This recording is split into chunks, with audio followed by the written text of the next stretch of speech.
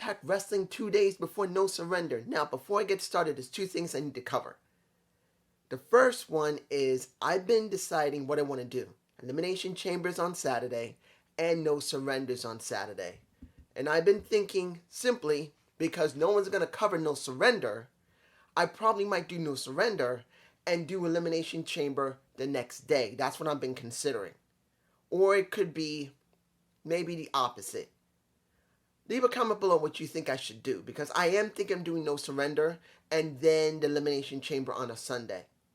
Because I can't do them both at the same time. I can't watch both streams at the same time. I will not be able to focus on what I think is important. Other people can do it, not this guy. I focus on what's necessary. I give each show the proper focus. That's what some people try to do, and they don't always do it correctly. So that's what I like to do. Second, and I want to try and make this as short as possible because I need to address this, even though I've addressed this many times in the past. One of the people who has, and you know who you are, you left a lot of comments in the last, 4 or 5 hours about when it came to AEW, when it came to Keith Lee and the WWE guy's statements. Guys, I gotta say this. I know you're not all gonna listen. Many of you are not even gonna give a damn. You're gonna still say the same way. But I think you should be educated. Education is key. How the hell do you think you're living life without education? You gotta understand what I've been trying to say, at least for this person. And I'm not trying to chew this guy out or girl, even though the person does have a male name. I want to say this. This person cannot stand WWE guys, particularly getting in AEW and, in his or her perspective, taking away the positions from the homegrown talent. This is what I got to say. They're not WWE anymore. And this is what he doesn't get. He says, yes, they are. The entire IWC sees them as WWE. Guys, listen to me. Listen. This is what Vince has ingrained in you. This is what not many people will ever say. Ever. In the beginning, for pro wrestling in this country, there have been multiple promotions. Many are still here and alive. Others have merged with others, and many others are gone. But when it comes down to it, from the time pro wrestling started, really in the 1930s, but was never really put on television until the 1950s, there has been wrestlers, pro wrestlers, who were former amateur wrestlers, who went and did this, and went from one promotion to another.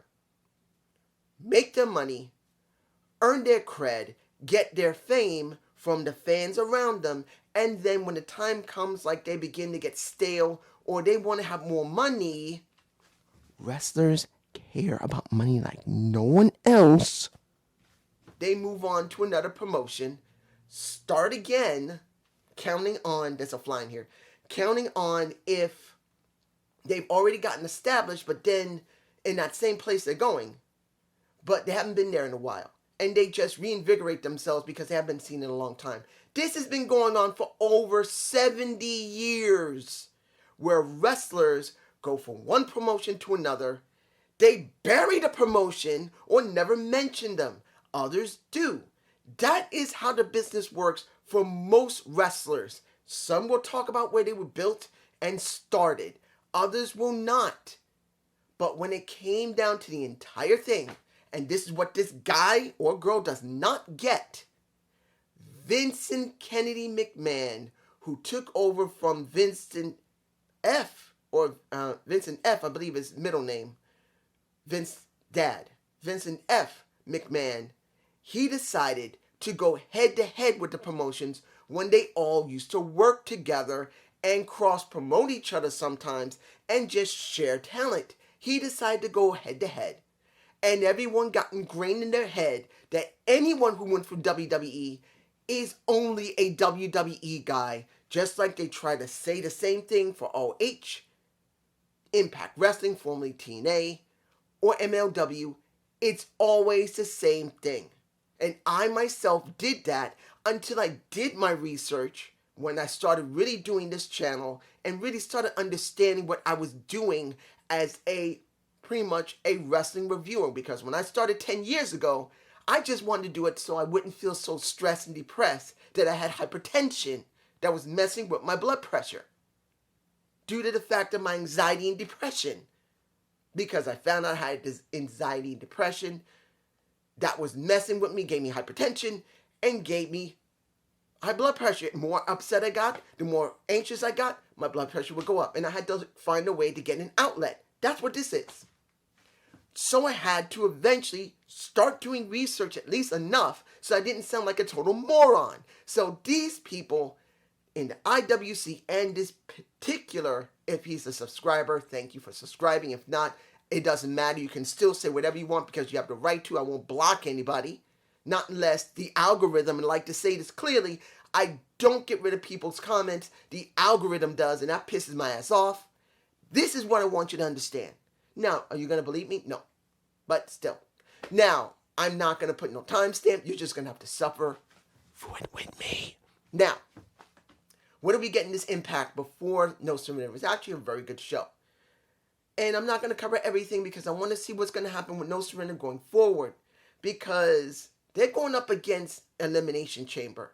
And of course, they put their booking for weeks upon weeks ahead of time.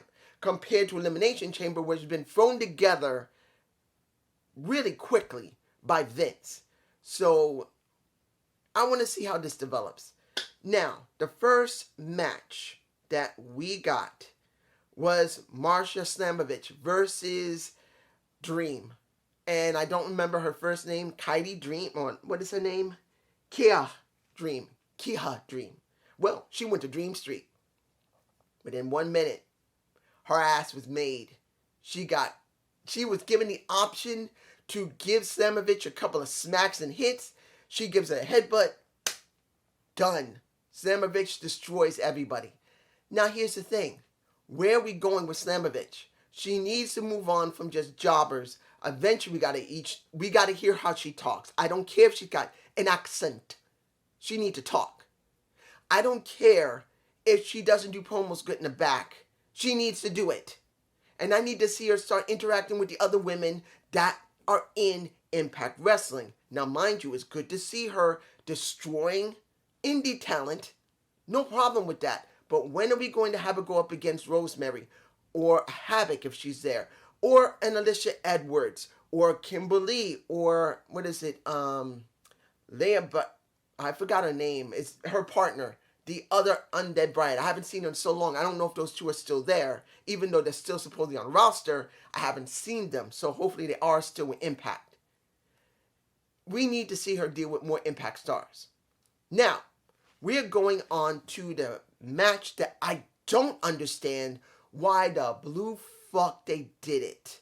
Because it angers me that both women had to be put in this position and both women needed to win. Now that is easily Lady Frost, my Killer Frost, who was over with the crowd. The crowd was cheering throughout the entire match for her. And Jalise, I believe that's her name. Wait a minute. Jalise Shaw. I'm probably Jalise or Jalise Shaw. I'm bad with names at first. And here's the thing. I know someone said, hey, she can talk. Hey, she can wrestle. And I said, I need to see her first before I make that determination. And after what I saw with that match, I don't see it. At least not yet. That match was sloppy, and it was Shaw who made it sloppy. She was a bit sloppy in the beginning, she was a bit sloppy in the middle, and she was somewhat better at the end. And the one who carried that match was my Killer Frost. Lady Frost made the match. She was over with the crowd. She should have won that match against a jobber. Because as far as I know, she hasn't debuted on Impact until now. She's been on BTI. So you got two women. Shaw, who's debuting on Impact. You got Lady Frost debuting on Impact. Why did you make them face one another? Why didn't you just get Alicia Edwards to job for a Shaw? Or Alicia Edwards to job for Lady Frost on Impact, not BTI. You had Lady Frost win and lose on BTI, but now this is her debut on Impact. Why did she have to lose? And it was not the fact that the match was 100% trash. It wasn't that bad. But like I said, Gazelle, I think that's her name, Gazelle Shaw. And she was sloppy in the beginning and the middle and got better at the end. And if anybody says, dude, you're not seeing it right, I am seeing it right. I'm seeing it unbiased. Because also Lady Frost did botch a couple of times as well. She botched in the middle of the match. And she did botch at least one more time near the end of the match. They did have botchiness. But the one who botched way more was Gazelle. I'm sorry. And if I'm going to watch her going forward, hopefully that's just, they didn't have very good chemistry. But if I see it happen more and more and more, I'm going to call it out. Because that's bullshit. If she's given this much hype and able to talk like everyone is saying, she better back it up in the ring. And as far as I can tell, no, not yet. I'm just saying. Now, we had a triple threat match that's supposed to lead to a fatal 4-way so you can become the number 1 contender. So this is what we got. Dorito Kid versus Blake Christian, haven't seen him in a while, versus Ace Austin.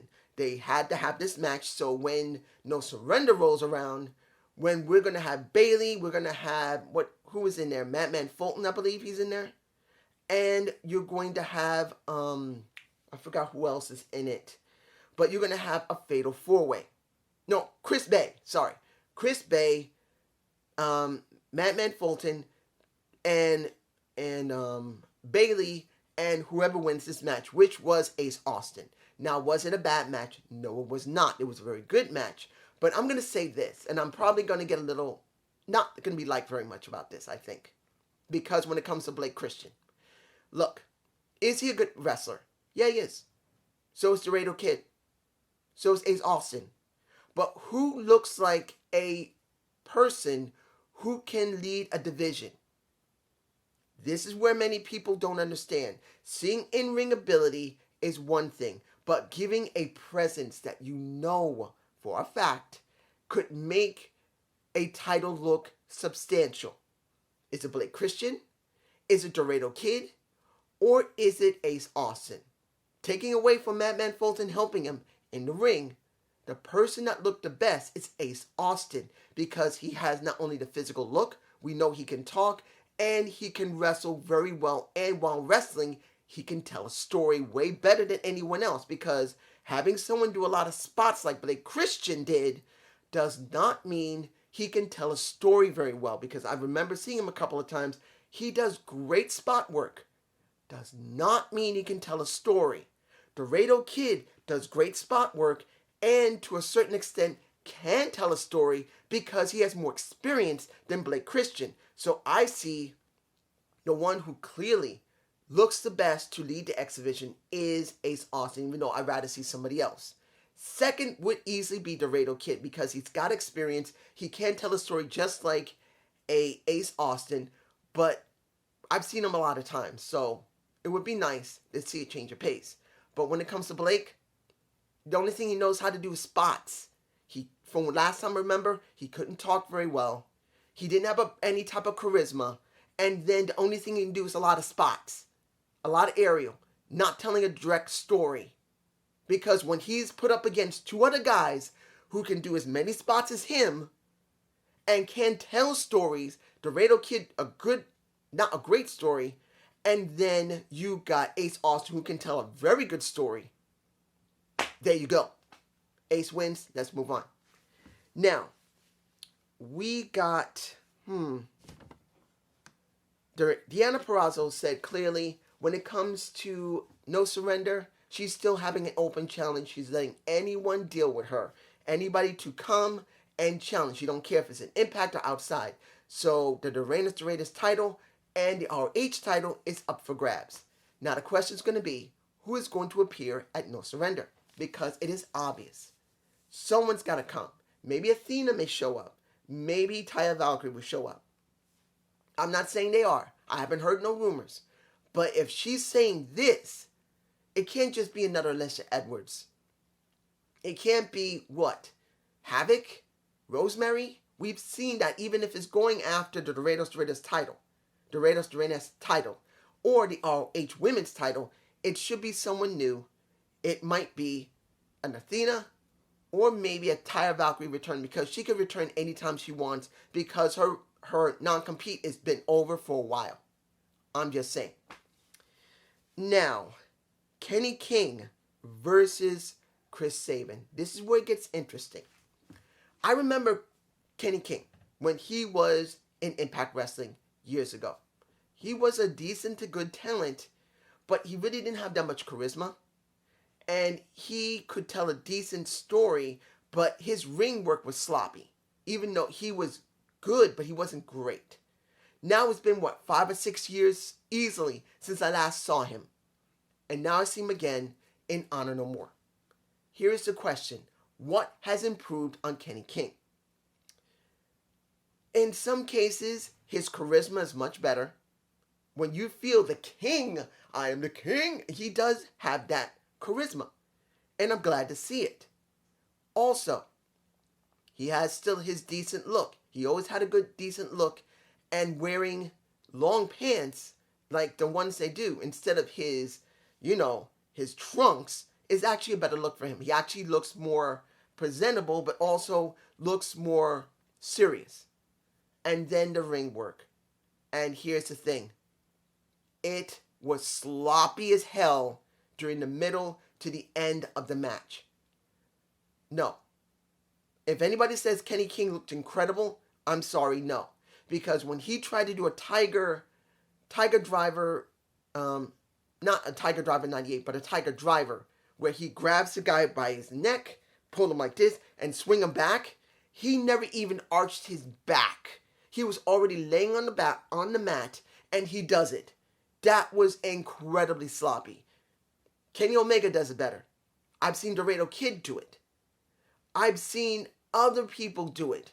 Hell, I've even seen Ace Austin pull it off, or I barely seen a Trey do it, but he has done it maybe once. I've seen it in the last year and a half to near two, at least maybe once. That was freaking sloppy. He was sloppy. He was trying to do work of someone a bit lighter than him, and he had to literally be laying on the mat, not trying to arch his back. He was flat on the mat and then doing it. Not even literally trying to do it like he did in New Japan Pro Wrestling or All Japan Pro Wrestling, or I'm just saying anywhere. That was sloppy. It pissed me off to see that, because I remember Kenny King of the 2015-16, when he was around, even up to 2017. I think when he left, or around 2016, I think he left around 16 or 15. I saw him before that. He was way better. This was sloppy. He's sloppy. Period. But we did get Sabin winning. And then after it was over, we got a little bit of Maria trying to stir the pot, saying, hey, Gresham was supposed to be part of your team. You're supposedly, so you can't mesh. We can mesh, but you can't mesh. And where's the guy that's with you? Even though she didn't say that. Gresham is gone. Who do you think did that? It wasn't us. Trying to stir the pot. And then when they were in the back, that is when you see Steve Macklin show up. And that is when you see them still agreeing, hey, he made it very clear, no matter, even if he did do it, you got a choice. And he didn't say this, that I took out Gresham, but he said, you got a choice. Either you can get somebody else or you can have me. I will be there for you. So they agreed to have him. It doesn't mean, like I said last week, that Gresham didn't get nailed by Macklin. It's just a point that they made the choice to deal with him. Now the question is going to be, what is Gresham going to do at No Surrender if he shows up? What will happen when it might be revealed that he did take out Gresham? And will they trust him during the match? And will he stick with Team Impact, or will he go off on his own, or will he join Honor No More? I'm just saying. Now, Tasha Steelz. Sienna Evans, oh, I got something about her. Along with Chelsea Green and a Mickie James.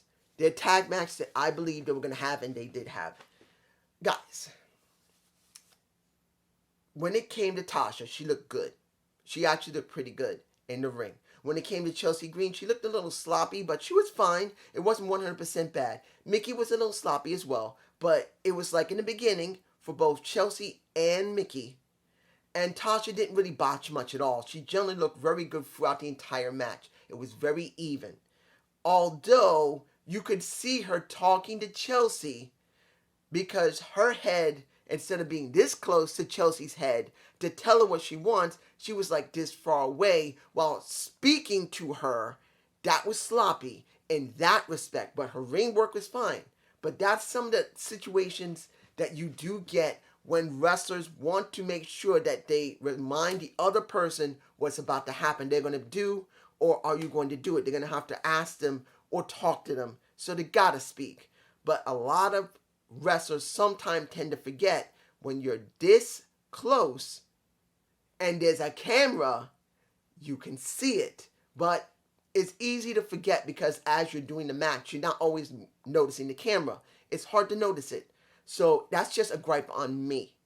Okay? That's a gripe on me. I'm just that type of wrestling fan, and as a reviewer, I gotta say what I think might be really helpful for you guys to understand what happened during the match. But here, I gotta say this. Sienna Evans. Oh my gosh.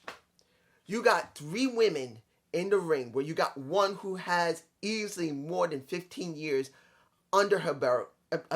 You see me botching. Mickie's got many years.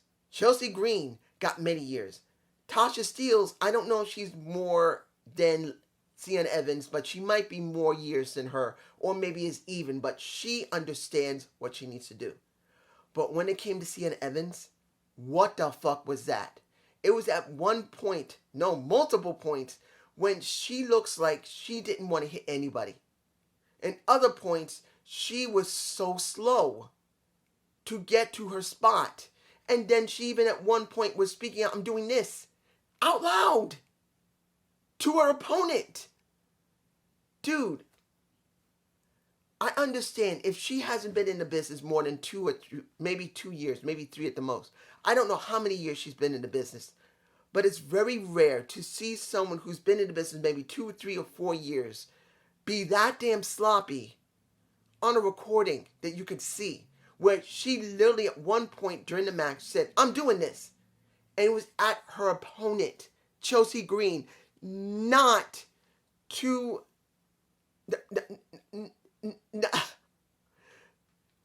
I'm forgetting Tasha's name because I cannot believe what I just saw. It was that sloppy. She was sloppy. Near the end, she got a little bit better. I'm not taking 100% away from her. But the beginning, she was sloppy. That bit was in the middle near the end. That was just bad. And then near the end, actually full at the end, she was a bit better. And then we got Tasha winning the match, which was fine. It was all right. But I will say that was just sloppy. Period. Now, I didn't start with this, but I want to say it now because we're nearing the end of this review. And I know I'm missing stuff, but I'm doing this purposely because I really want to wait until the next 2 impacts to see how things are going to develop. Because after what happened in Elimination Chamber, it's going to count if anyone's going to watch. Remember, they're both on the same night. So we got to see how things are going to be from No Surrender going beyond that, because they got to make sure they hit it out of the park. So that is the contract signing between Moose and supposedly Morrissey, but Morrissey got laid out, which I felt was rushed. I said it myself. Him getting laid out within 1 more week before, it was rushed because, look, when it came to being in the ring, with calm down. When it came to being in the ring with Scott, it was fine. I enjoyed what Moose said about, hey, you're a guy who really cares about his talent. You're making sure to show respect. But this, Morrissey ain't going to be here. But he told him he's got 2 days before No Surrender to sign the contract. And I knew then he's going to show up. And by the end of it, when Moose signed and walked out, Morrissey comes out and lays out Moose. He nails him. He beats him up on the ramp and then choke slams him through a table off the side of the ramp. I think I got a shot of it into my face. It might be one of the few shots I'm going to put in here. But the point of this is, why is this being done a few days before No Surrender? When Morrissey should have had this moment weeks upon weeks ago. He should have never shown up within 7 days after supposedly getting chair shots to his neck, where his neck is trapped in another chair. It was so bad. This was rushed. It feels forced. No matter even if he wins at No Surrender, it feels rushed. It feels forced, and it's pissing me off. I am not interested in this match, even though I know they're going to probably have a good match. I don't think either one is going to do a bad one. But why are you going to care when they rushed it? Now, Violence by Design versus the Bullet Club, which I felt was the best match of the night for me personally, because I got a chance to see God, which is the gorilla.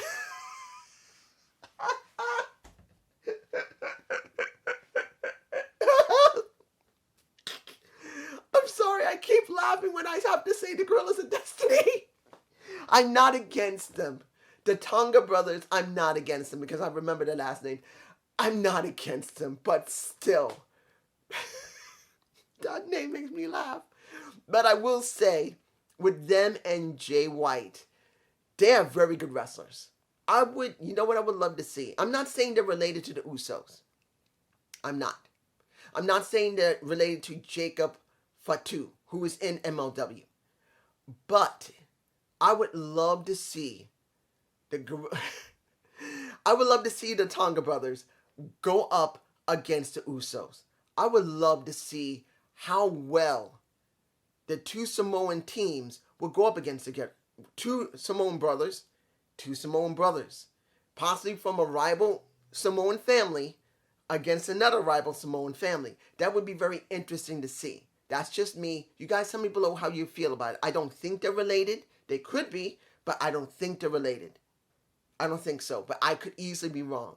Now, I enjoyed the match. Seeing Jay White interact with Eric Young, EY, I really didn't like it. I know not everyone's going to say Eli is really agile in the ring, but it's not always about agility. It's about how you tell your story with what you got.